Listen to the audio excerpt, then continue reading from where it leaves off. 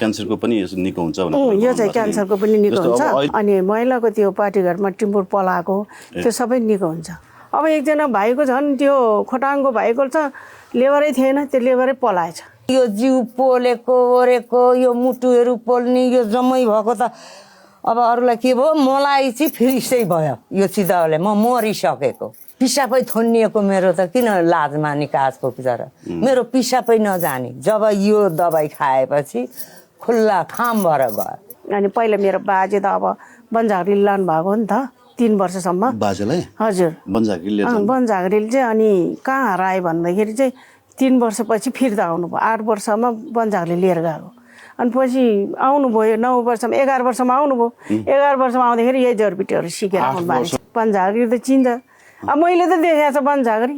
राति 12 बजीतिर आउने त्यो केहरू ठाकठाक ठोटो बजार आउँथ्यो, बनझागरी रहेछ। मलाई थाहा थिएन। बुवाले पो नडराउ, बनझागरी धेरै ज्ञान दिने हो हामीलाई भन्नुहुन्थ्यो कि। बनझागरीबाटै मेरो बाजेबाटै सिकेको यो, कुनै डक्टरबाट मैले सिकेको होइन। अब गाउँघरमा बुवा र मैले चाहिँ सबैजना पहिला निःशुल्क उपचार गरेको हो कि सानो बच्चादेखि। हजुर यो त छातीको दागको लागि। छातीको दागको लागि हजुर यो निमोनिया हुन्छ नि, छातीमा कालो दाग बस्छ नि, हो त्यसकै लागि हो यो। यो विदेश जानेहरूले धेरै लान्छ। विदेश जानेहरूले हजुर छातीमा दाग देखियो भने चाहिँ उनीहरूको अब मेडिकल फेल हुँदो रहेछ नि त, अनि लिएर जान्छ। 36वटा जडीबुटी मिसावट छ।